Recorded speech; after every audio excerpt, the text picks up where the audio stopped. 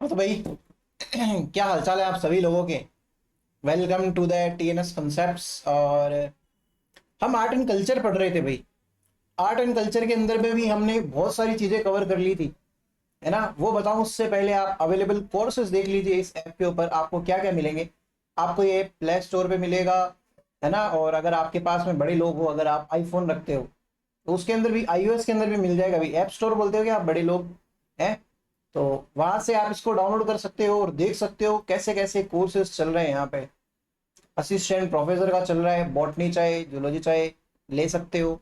CSIR net की अगर आप तैयारी करते हो जिसका सब्जेक्ट है लाइफ साइंस, तो उसके लिए एक बेहतरीन अपॉर्चुनिटी रहेगी, क्योंकि एकदम लेटेस्ट जो ट्रेंड है या फिर नए जो भी कंसेप्ट आ रहे हैं, नए नए क्वेश्चंस बन रहे हैं, उनसे क्वेश्चन आते हैं। तभी तो नाम है भाई टीएनएस कॉन्सेप्ट है।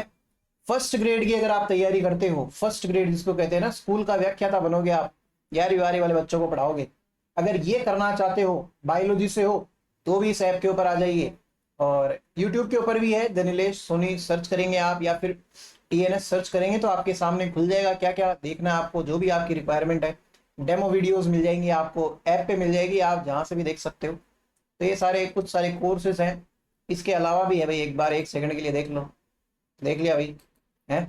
तो हम बात कर रहे थे आर्ट एंड कल्चर की। और आर्ट एंड कल्चर में हम क्या पढ़ रहे थे आपको पता है क्या। हमने सबसे पहले क्या स्टार्ट किया था, त्योहार और मेले। हमने हिंदू त्योहार देखे थे, फिर हमने मुसलमानों के त्योहार देखे, सिख के देखे, झूलेलाल जी वाले देखे, और इसके अलावा और क्या देखा था, क्रिश्चियंस के भी देख लिए थे भाई। मैंने आपको सारे त्योहार दिखा दिए। फिर उसके बाद में हमने स्टार्ट किए थे लोक देवता। देखिए मेरे अकॉर्डिंग आर्ट एंड कल्चर को ये पढ़ने का सबसे बेस्ट तरीका होता है, ज्यादा बर्डन नहीं लेनी एक साथ में। 2 महीने भी लगे, 2.5 महीने भी लगे, लेकिन टाइम से और ढंग से पूरा हो जाए तो बढ़िया है। उसके बाद में हमने लोक देवों को, मतलब लोक देवता जितने भी है सारे कवर करे थे, बाबू जी, आलम जी, फत्ता जी, जितने भी, रामदेव जी, जो भी आपको नाम याद आ रहे हैं, काम काम के मैंने सारे बताए। अब हम पढ़ रहे थे लोक देवियां। और लोक देवियों में भी मैंने मेरे ख्याल से स्टार्ट करा दिया था, करणी माता पढ़ा दी थी आपको। तो अब आज हमने बोर्ड के साथ में स्टार्ट करेंगे। नीला है बोर्ड, नीला हूं मैं। और आपका मूड हरा कर देते हैं आज, है ना। समझते हैं ना, हरा मूड होने का मतलब होता है कि भाई खुश हो गया, दिल गार्डन गार्डन हो गया। तो चलिए भाई स्टार्ट करते हैं। उससे पहले मैं एक हल्का सा आपको समझा दूं कि लोक देवियों में हम जीण माता कवर कर चुके थे। हम पढ़ रहे हैं लोक देवियां। नेक्स्ट आप हेडिंग डालेंगे नई लोक देवी की, जिनका नाम है जीण माता। जीण माता आपका मंदिर है रेवासा सीकर के अंदर। रेवासा पड़ता है ना सीकर के अंदर, रेवासा के अंदर बालाजी का भी फेमस मंदिर है। क्वेश्चन पूछा जाता है, हम देख लेंगे। देखिए मंदिर, त्योहार, मेले मैं अलग अलग जगह पे कवर करूंगा। वहां पे जितने त्योहार मेले पढ़ा दिए ना वो ठीक है, आगे और कहीं पे आएंगे और बता दूंगा। सारे कवर हो जाएंगे आपके पास, आप तो पढ़ते चलो, ईमानदार रहो खुद से। हाँ सर हम बहुत ईमानदार है, बस आप जल्दी से पढ़ा दो। इन माता का मूल नाम क्या, जयंती बाई था भाई, मूल नाम। जैसे मान लेते हैं किसी का नाम, मूल नाम आकाश है, लेकिन उसको घर वाले नारायण कहते हैं, है ना।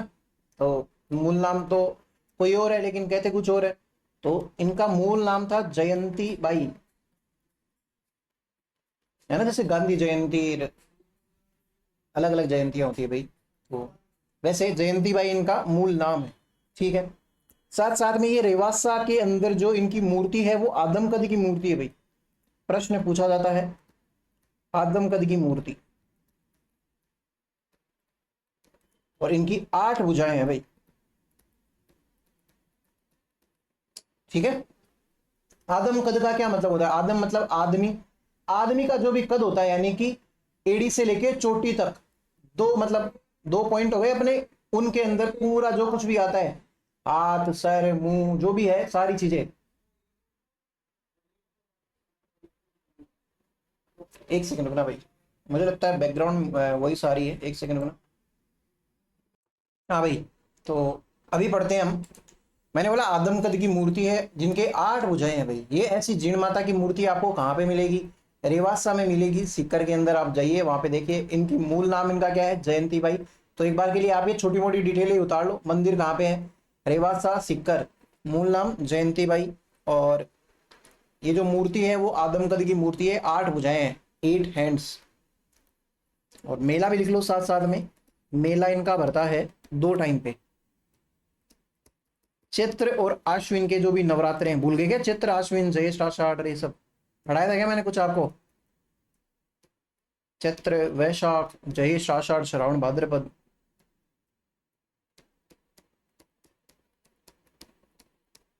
ये सारी चीजें हैं। मेला इनका कब भरता है? चैत्र के और आश्विन के नवरात्रों पर इनका मेला भरता है। नाम क्या है इनका? जीण माता। ठीक है भाई, और आगे डिटेल देखते हैं। इनका मंदिर बनवाया किसने भाई? किसने बनवाया ये मंदिर? रेवासा सीकर वाला। तो ये बनाया था चौहानों का एक राजा है भाई,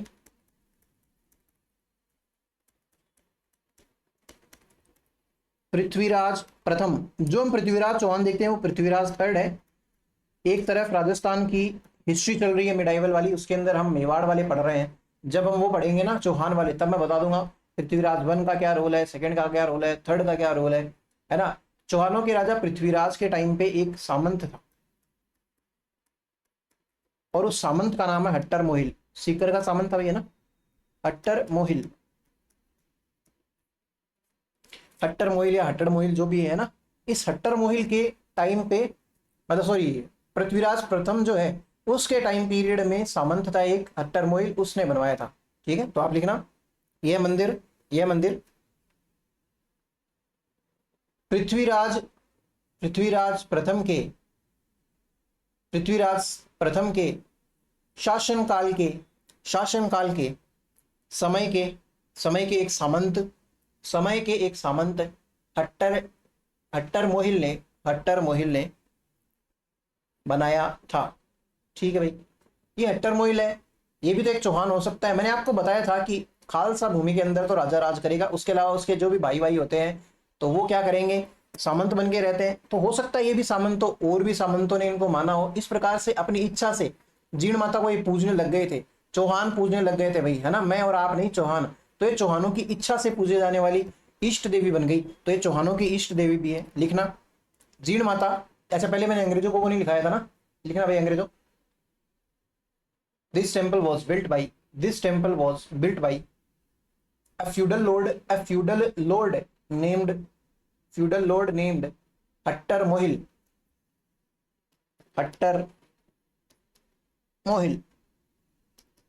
During the regime समझते हैं ना आप, कार्यकाल, शासनकाल।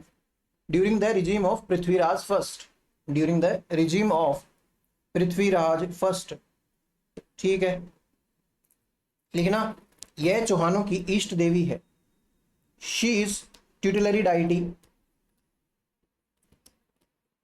Deity of Chauhans. यह चौहानों की इष्ट देवी है। अब भाई भगवानों के क्या होते हैं? गीत होते हैं ना। हनी सिंह जैसे रैप करता है ना, या कोई गजल गाता है, वैसे ही भगवानों के लिए हम संगीत के रूप में जो भी उनको वो करते हैं, अर्पित करते हैं, उनको बोलते हैं गीत। और हमारे जो गाए जाने वाले गीत है उनमें सबसे लंबा अगर किसी का गीत है तो वह है जीण माता, है ना। ऐसे ऐसे समझ लो, जहां तक जियोगे वहां तक ये गीत गाते जाओगे, खत्म ही नहीं होगा। इस तरीके से आप याद रख सकते हो कि जीण माता का सॉन्ग जीने तक गाते हैं, याद रख सकते हो। लिखना हर फोक सॉन्ग इज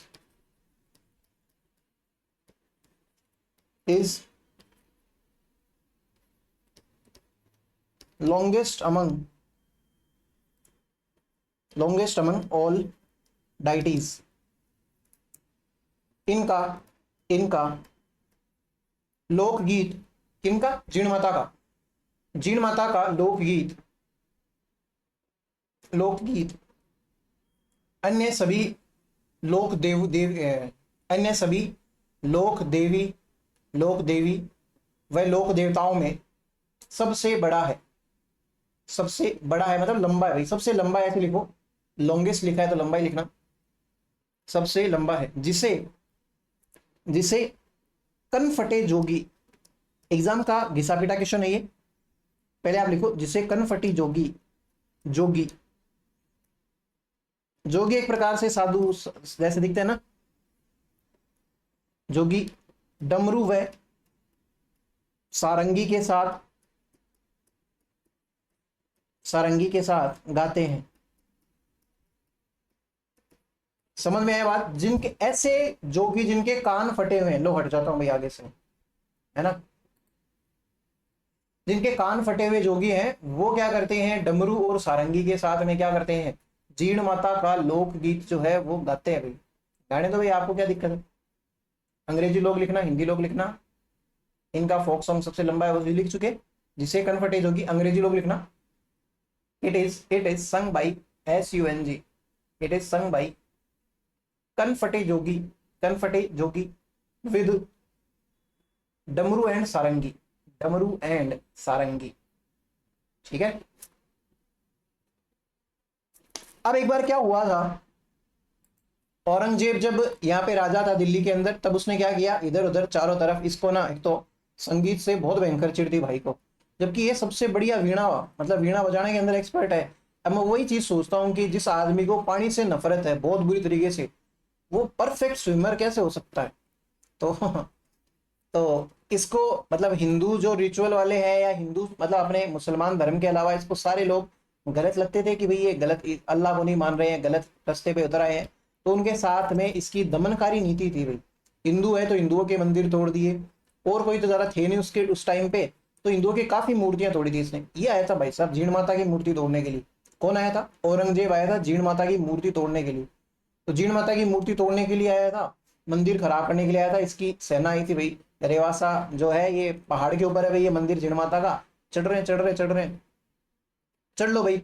तो फिर बाद के अंदर क्या हुआ, वहां पे बहुत सारी मधुमक्खियां आ गई, और मधुमक्खियां आई ऐसी तो उनको जितने भी ये सैनिक है उनको लालम लाल कर दिया एकदम, बालाजी बना के भेजा एकदम घर पे, एकदम बोलते ना बुरी तरीके से।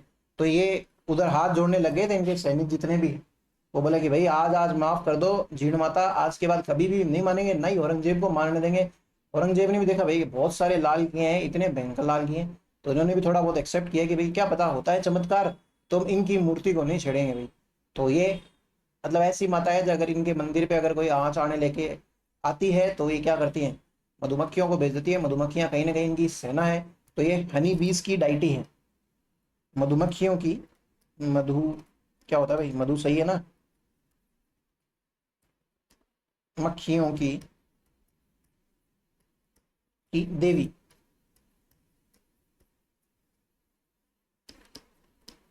Deity of bees, she is called as deity of bees. इन्हें मधुमक्खियों की देवी कहा जाता है, she is called as deity of bees. अब औरंगजेब के ऐसे हो गया कि यार गलत चीज कर ली, अब माता से सॉरी कैसे बोली जाए भाई, पूछा भाई हिंदुओं को कैसे, तो भाई बोले मंदिर के अंदर कुछ चढ़ा दो बढ़िया सा। इसके भी है कि मंदिर के अंदर छत्र चढ़ाऊंगा, छत्र होता है ना, छतरी समझ लीजिए एक प्रकार से, जैसे मान लो मैं भगवान हूँ, है ना, मैं वैसे तो भगवान ही हूं ना आपके सामने। तो एक दिन मैंने बताया भी था आपको, तो वो ऊपर जो एक छतरी जैसा होता है ना, उस चीज को बोलते हैं छत्र। मंदिरों के अंदर जो होता है चांदी का सोने का अलग अलग, जो देखते नहीं हो क्या आप न्यूज के अंदर कि भाई फलाने मंदिर में से चोरों ने ये वाली चीज चुरा ली, ये छत्र चुरा लिया, और मुकुट चुरा लिए, कई सारी मुकुट अलग चीज है जो सर पे पहनते हैं, छत्र वो है जो मतलब एक तरीके से धूप से बचाता है। तो वो छत्र जो है क्या नाम है इसका, औरंगजेब, औरंगजेब ने अपनी जेब से छत्र चढ़ाया था भाई। और साथ साथ में घी भी भेजा, घी भी भेजा कि भाई लो, अब यहाँ पे मंदिरों में जितने भी दिए जलते हैं उनके घी मैं भेजूंगा। दिल्ली से घी आता है, ये औरंगजेब के बाद में जो भी राजा रहता है वो भी दिल्ली से घी भेजते हैं कि भाई जीण माता वाले मंदिर के जो पुजारी है वो बोलने लगे कि भाई दिल्ली की लाइबिलिटी है, ये जिम्मेदारी है कि घी भेजे। ठीक है भाई, भेजेंगे घी, भेजेंगे भेजेंगे भेजेंगे, करते करते आज सेंट्रल गवर्नमेंट आ गई है, यानी कि नरेंद्र मोदी जी की सरकार जो है वो भी घी भिजवाती है, मतलब सेंट्रल गवर्नमेंट के थ्रू उनके पैसों से जीण माता के मंदिर के अंदर घी आते हैं भाई। तो आप लिखना, औरंगजेब ने यहाँ छत्र चढ़ाया था, औरंगजेब ने यहाँ छत्र चढ़ाया था, औरंगजेब ऑफर्ड छत्र, औरंगजेब ऑफर्ड छत्र, central government sends ghee in this temple, central government sends ghee in this temple for lamps, ना लैंप समझते हो ना, दिया। औरंगजेब ने यहाँ छत्र चढ़ाया था, तथा केंद्र सरकार, केंद्र सरकार, केंद्र सरकार मंदिर के लिए, मंदिर के लिए घी, घी बेचती है। ठीक है भाई, अब ये इनका जो जहाँ पे मंदिर है ना, उसी मंदिर के पास में एक दूसरी पहाड़ी है, उस पहाड़ी के ऊपर एक मंदिर और है, वो मंदिर है हर्ष का मंदिर। तो आप एक छोटी सी हेडिंग लगाना, हर्ष मंदिर, हर्ष मंदिर, हर्ष टेम्पल लिखना आप अंग्रेजी लोगों, और लिखना जीण माता के मंदिर के पास स्थित एक पहाड़ी, जीण माता के मंदिर के पास स्थित एक पहाड़ी पर हर्ष का मंदिर है, हर्ष का मंदिर है, जिसे जिसे चौहान राजा गुवक प्रथम ने लिख दूंगा नाम, प्रथम गुवक प्रथम ने बनवाया था। There is a temple, there is a temple on sorry there is a temple on a hill near the Jinmata temple, near the Jinmata temple. This temple is of Harsh and built by Chauhan king Guvak first. अब देखो बात करते हैं छोटी सी कि होता क्या है, जीण माता और हर्ष दोनों सगे भाई बहन है, बढ़िया बात है, भाई बहन में बहुत बढ़िया लड़ाइयाँ होती है, नो डाउट। पर जो प्रेम होता है ना, वो भाई भाई के बीच में भी देखने के लिए नहीं मिलता है। भाई बहन का जो प्रेम होता है ना, वो एकदम बढ़िया से घनिष्ठ प्रेम होता है। सुनना, होता क्या है कि भैया बड़े हो रहे हैं, बढ़िया से खेल कूद के बढ़िया बड़े बड़े बड़े बड़े होते होते हर्ष की हो जाती है शादी। अब हर्ष के आ गई भाई भाभी, वो भाभी की एक हो गई ननद। अब आपको ही पता है कि भाभी और ननद के अंदर बहुत कम ही ऐसा चांसेस है कि बहुत बढ़िया बनती है ना, कि साथ में सेल्फी ले रहे हैं, फोटो खिंचवा रहे हैं, है ना, ऐसे बढ़िया बढ़िया एक दूसरे को रियल में, कोई कपड़े दिला रहा है, कोई क्या कर रही है, कोई, है ना। भाभी को ननद तभी अच्छी लगती है जब वो ननद अपने सासरे जा चुकी है, ये चीज होती है। ऐसा ही होता है क्या? एक सेकंड रुक जाओ फिर। हाँ भाई, तो ननद अगर नहीं जाएगी तो भाभी की दिक्कत हो जाएगी, है ना। तो भाभी जल्दी से जल्दी चाहती है कि भाई ननद जाए, तो उस चक्कर में भर जाती है यार, औरतें भर जाती है, तो वो निकाल सकती है नहीं मुंह पे फ्रस्ट्रेशन, तो वो भरी हुई है बढ़िया से, तो भाभी से बनती नहीं। अब ये चीज नोटिस कौन कर रही है? ननद भी तो नोटिस कर रही है ना, कि भाई मेरी भाभी का व्यवहार इतना अच्छा नहीं है मेरे साथ में। तो भाई ननद को भी ऐसे लगता है कि यार ये मेरे भाई को भड़काती है, आजकल मेरा भाई मेरे पास में बैठता नहीं है ना, 2 मिनट बात नहीं करता, तो भाई मैं आपके रिश्ते तार तार नहीं कर, मैं तो बता रहा हूँ भाई। तो ऐसा ऐसा कुछ हुआ भाई, कि भाई भाई भी है उधर से, मतलब रीजन एक भाई है, हर्ष है, हर्ष इज द रीजन कि भाई भाभी और ननद के अंदर हर्ष नहीं है बिल्कुल भी। तो अब होता क्या है, एक दिन वो कहीं जा रही होती है पानी लेने के लिए। तो पानी पहले के टाइम पे लेके आते थे मटकों पे, एक मटके पे एक मटका, दूसरे पे तीसरा, चौथा, पांचवा, सातवां, पूरी की पूरी बुर्ज खलीफा जितनी बिल्डिंग बना के लेके आती थी महिलाएं। अब उनके ऐसे बहस छिड़ गई कि यार हर्ष मेरे से ज्यादा प्रेम करता है, वो बोलती है हर्ष नहीं मेरे से ज्यादा प्रेम करता है, मैं तो पत्नी हूँ। अब पत्नी से ही प्रेम करेगा, पत्नी आने के बाद में वो किसी का ही नहीं होता है, बस पत्नी का होता है। भाई जीण माता ने बोला कि भाई मेरे को बहुत भरोसा है मेरे भाई पे, ऐसे ही नहीं है मेरा भाई। लेकिन हर्ष ने और उन्होंने ना ऐसे एक शर्त लगा ली कि भाई अब घर जाएंगे ना तब क्या करेंगे, हम मटके के लिए आवाज लगाएंगे, भाई हर जल्दी से आ, मतलब सिर दुख रहा है, मतलब जोर वजन पड़ रहा है, तो जल्दी से मटके उतार। अब भाई घर पहुंचती है वो दोनों की दोनों, और हर्ष को बोला जाता है कि भाई मटके उतार। हर्ष आता है अंदर से भागा भागा, अपनी वाइफ के मटके पहले उतार देता है। अब ये देख के ऐसे, मतलब ऐसे वाइफ कैसे हो जाता है, यस मजे आ गए हैं, और जीण माता की तरफ देख के वो ऐसे चिढ़ाती है, जीण माता भी एकदम भयंकर शक्ल उतर जाती है। हर्ष को भी समझ में आ जाता है कि भाई गलती तो बहुत बड़ी करी है। जीण माता वहीं पे वो मटके वटके धर धरा के चली जाती है, वहां से रूस के चली जाती है, एक पहाड़ी के ऊपर बैठ जाती है। अब भाई हर्ष भी है, तो वो हर्ष भागे भागे जाता है, उसकी वाइफ पीछे से आवाज देती है, अरे कहाँ जा रहे हो फालतू के अंदर, वो गई तो गई, जान दो बढ़िया है। तो वो बोले ऐसे कैसे, जान दो मेरी बहन है। तो वो हर्ष उनके पीछे पीछे जाता है, जीण माता को मनाने की ट्राई करता है, जीण माता के साथ में वो जिद करता है कि भाई प्लीज चलना, मेरे से बहुत बड़ी गलती हो गई, मेरा कोई ऐसा इंटेंशन नहीं था, मेरे को जो सबसे पहले दिखी मैंने उसका करा, तो तेरे को तो तेरी वाइफ ही दिखेगी भाई पहले, अब बहन थोड़ी दिखेगी, वो भूल गया सारे प्यार धंधे वो सब, मैं तेरे को मेरे पैसों में से भी पैसे देती थी, कुल्फियां खिलाती थी, कई सारी चीजें तू भूल गया अब शायद। तो हर्ष भी है थोड़ा सा दुखी होता है, लेकिन वो बहन मानती नहीं है, तो हर्ष जाके दूसरी पहाड़ी के ऊपर तपस्या करने लग जाता है कि भाई मैं मेरी बहन को मनाऊंगा, जब तक मेरी बहन नहीं आएगी उतर के पहाड़ पे से, मैं भी नहीं उतरूंगा इस पहाड़ पे। तो इस तरीके से उस पहाड़ के ऊपर हर्ष का मंदिर बन गया, और उधर दूसरी पहाड़ी पे किसका मंदिर है? जीण माता का। तो इस प्रकार से ये कहानी है दो भाई बहनों के बीच में, जो भाभी ने क्या करा दिया, काम खराब कर दिया क्या। तो ये चीज है भाई। तो ये बातें हैं सारी जीण माता के बारे में। नेक्स्ट हम पढ़ेंगे, एक सेकंड रुकना, नेक्स्ट हम पढ़ेंगे सकराय माता के बारे में। तो आप नेक्स्ट हेडिंग डाल लीजिए सकराई माता।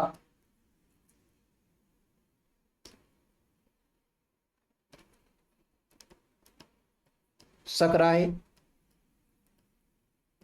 माता। इन माता का मंदिर लिखेंगे डायरेक्ट। ये मंदिर पड़ता है उदयपुर वाटी के अंदर। मंदिर बराबर उदयपुर वाटी। और ये उदयपुर वाटी पड़ता है आपके झुंझुनू जिले के अंदर। तो आप लिख लो झुंझुनू जिले के अंदर जो उदयपुर वाटी है वहां पे। ठीक है। अब हुआ क्या था, एक बार अकाल पड़ गया, भयंकर अकाल पड़ गया बहुत बुरी तरीके से। खेतों के अंदर कुछ अनाज नहीं हो रहा है, या ना कोई साग सब्जियां कुछ नहीं उग रही है। तो भाई इन्होंने लोगों ने बोला कि भाई माता ऐसे है, हेल्प करो, भयंकर तरीके से मारे जाएंगे, कोई खाने के लिए दाने नहीं है ना। तो सकराई माता क्या करती है, अपनी जो शक्ति है उसका इस्तेमाल करके उस एरिया के अंदर साग सब्जियां आ रही है सब उसकी भयंकर वो उगवा देती है भाई। तो ऐसा माना जाता है कि अकाल से राहत दिलाई थी माता ने एक बार, इसलिए इन माता का एक नाम और भी दिया जाता है, शाक से नाम पड़ता है, शाक सब्जी है ना, इससे इनका नाम पड़ता है शाकंभरी। शाकंभरी माता इनका दूसरा नाम भी है। ठीक है। लेकिन ये बात इतनी सही नहीं है।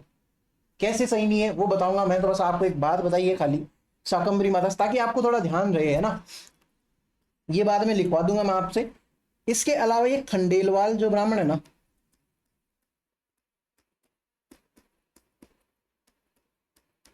खंडेलवालों की क्या है, कुलदेवी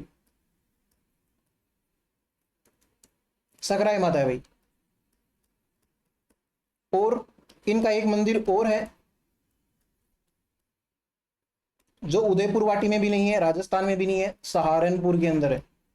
और सहारनपुर पड़ता है आपके यूपी के अंदर। ये तीन चार एक डिटेल आप लिखना, मैं बताऊं वैसे वैसे। सकराई माता लिखा आपने, मंदिर लिखा उदयपुर वाटी, उसके बाद में लिखना अकाल से, अकाल अकाल है ना, famine,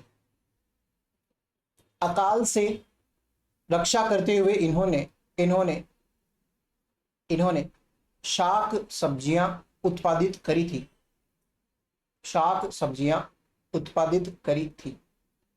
she protected from A famine, she protected from A famine and provided vegetables, and provided vegetables. Shakambhari माता वाली बात नहीं लिखेंगे आप, आपके सामने पढ़िए, लिखना नहीं। फिर लिखना she is clan deity of Khandelwals, she is clan deity of Khandelwals. यह खंडेल वालों की कुल देवी भी है, खंडेल वालों की कुल देवी है। अदर टेम्पल लिखेंगे आप, अदर टेम्पल सहारनपुर यूपी के अंदर। मेरे पीछे जब ये पर्दा हिलता है ना तब ये पीछे से शाइनिंग आती है। हाँ भाई इसको सही करेंगे, वीएफएक्स इफेक्ट, इफेक्ट बोलते हैं क्या। तो क्या लिखवा रहा था मैं आपको, हाँ अदर टेम्पल लिख लिया, सहारनपुर है यूपी के अंदर। अब आप नेक्स्ट माता लिखेंगे सकराई माता के बाद में शाकंभरी माता। देखिए ये मंदिर है सांबर जयपुर के अंदर।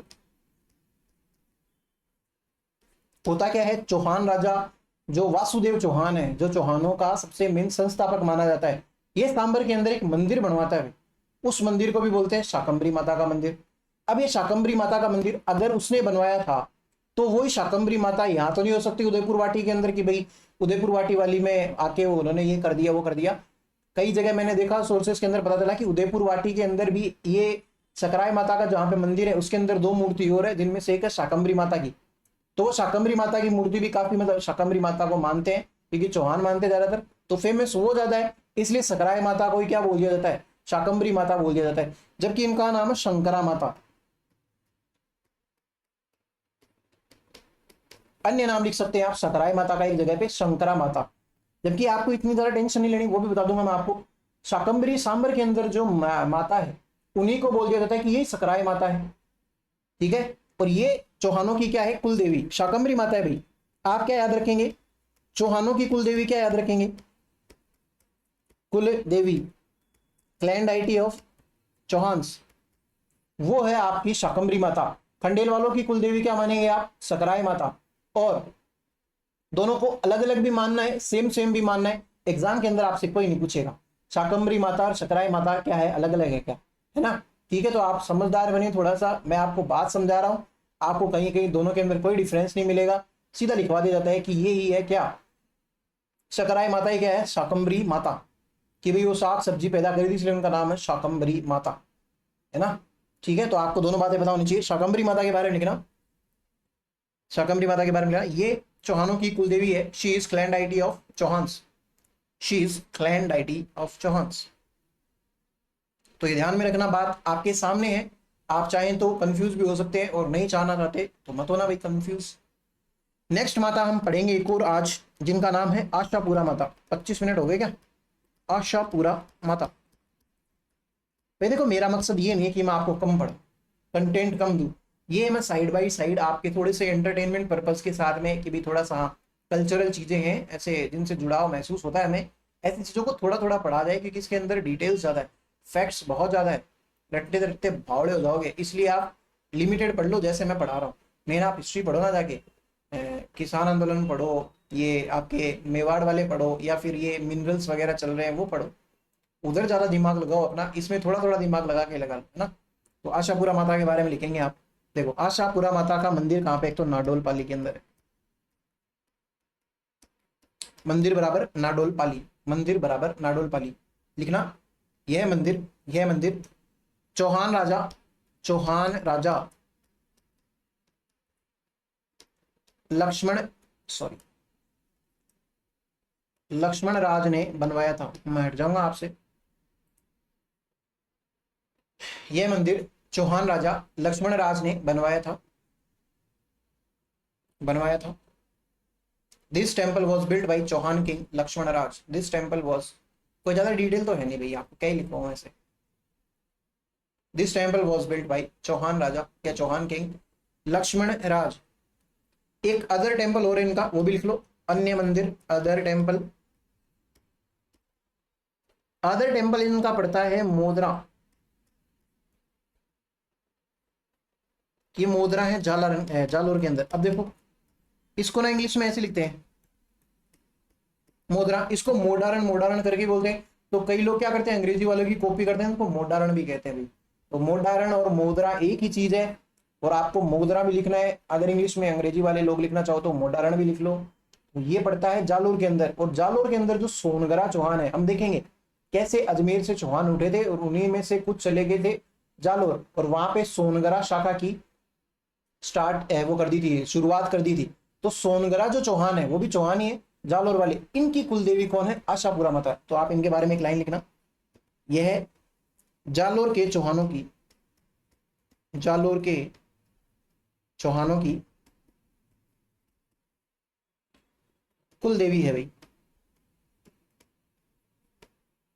कुलदेवी है। She is clan deity of Jalore Chauhan, Chauhans of Jalore, she is clan deity of. फिर एक ब्राह्मणों की एक जाति है बिस्सा, तो बिस्सा ब्राह्मणों की भी कुलदेवी है भाई। अंग्रेजों से निवेदन है मेरा, लिख के बताना कैसे लिखेंगे कि ये बिस्सा ब्राह्मणों की भी कुलदेवी है, कुलदेवी है।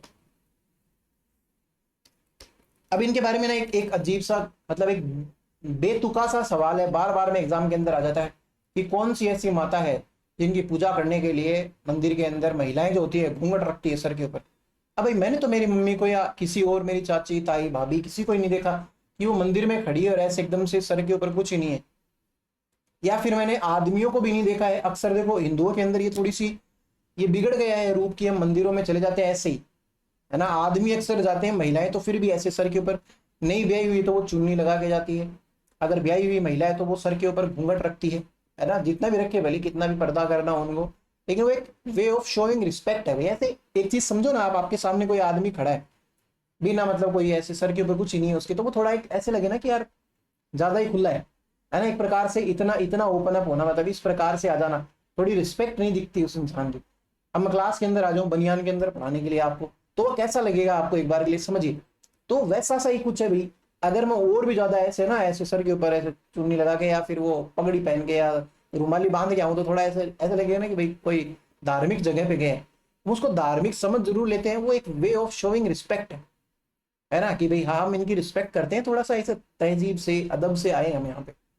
मुसलमान तो टोपी पहन के चलते हैं ना, वैसे ही तो अलग अलग धर्मों के अंदर है, हिंदुओं के अंदर ही थोड़ा सा बिगड़ा हुआ रूप है, लेकिन होता यही है कि हर प्रकार के मंदिरों के अंदर, थान के अंदर या कहीं भी हमारे जो बड़े बुजुर्ग हैं उनसे भी हम पर्दा करते हैं ना भाई। जो घर के बूढ़े लोग हैं उनसे महिलाएं नहीं देखते इतने लंबे लंबे घूंघट, कईयों की तो ऐसे एकदम यहाँ यहाँ पेट तक घूंघट निकलवाने की प्रथा होती है भाई। वो show way of showing respect है। और पहले के पुराने जमाने के अंदर ये भी हुआ करता था कि भाई है ना, वो लूटपाट करने वाले डाकू है या फिर जो तुर्क है, वो क्या करते थे, महिलाओं का अपहरण कर लेते थे या फिर उनको पकड़ के ले जाते। वो देखने से ही तो स्टार्ट होती है ना चीजें कि भाई हाँ ये सुंदर महिला है, इसका अपहरण किया जाए।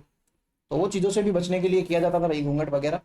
खैर वो चीजें छोड़ो, बात यह है कि एग्जाम के अंदर इनके बारे में पूछा जाता है कि आशापुरा माता मंदिर के अंदर महिलाएं घूंघट पहन के क्या करती है, पूजा करती है। तो भाई इनके बारे में लिखना, मंदिर में महिलाएं घूंघट रख कर पूजा करती है। कौन करती है, महिलाएं। ये महिलाओं का सिंबल है भाई, ये प्लस लगा दो ओ के ऊपर। इसको याद रख सकते हो कि महिलाएं हमेशा प्लस में ही रहती है। और आदमियों के लिए सिंबल होता है ऐसे कि आदमी ऊपर की तरफ देखता है, मतलब हवा के अंदर उड़ने की ट्राई करता है, पर उसकी महिला जो होती है उसको उड़ने नहीं देती है भाई, है ना। तो घूंघट रखकर पूजा कौन करती है, महिलाएं। और साथ साथ में ना ये क्वेश्चन और पूछा जाता है कि भाई मेहंदी नहीं लगाती। भाई मेहंदी लगाने का तो कोई वो होता है ना, एक रीजन होता होगा कि भाई आज चौथ है तो भाई मेहंदी लगा ली, आज पीर जा रही है भाई तो मेहंदी लगा ली। भाई जो भी है एग्जाम के अंदर पूछा जाता है, मेहंदी नहीं लगाती भाई, तथा मेहंदी नहीं लगाती है, तथा हाथ पर मेहंदी नहीं लगाती है। हाथ पर मेहंदी नहीं लगाती।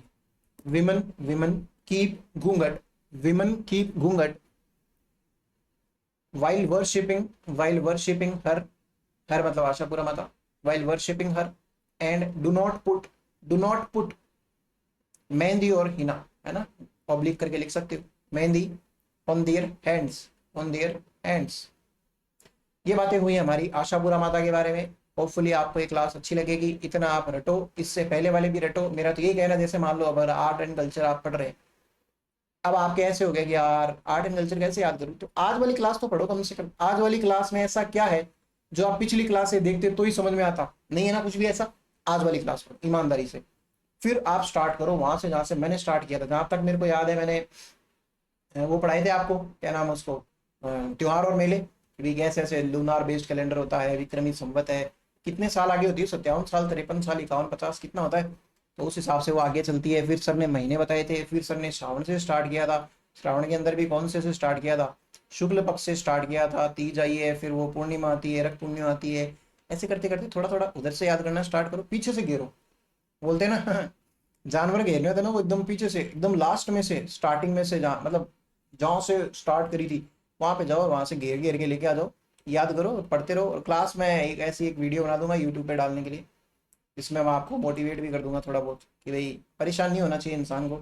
आप जिस भी चीज़ के पीछे भाग रहे हो, एक एक मिनट में बता देता हूँ, मुझे लगता है हर एक इंसान के सपने एम्बिशंस अच्छे ही होते हैं, है ना। खुद को कम तो कोई नहीं आंकता है, बहुत ही कम ऐसे लोग होते हैं जो ऐसे बोलते हैं कि यार मेरे को तो बस महीने के 15,000 मिल जाए तो मैं खुश हूँ भाई, आपने तो बस दाल रोटी ही चलनी चाहिए, इससे ज़्यादा चल गई ना तो देख लेना भगवान, बुरा मान जाऊंगा मैं।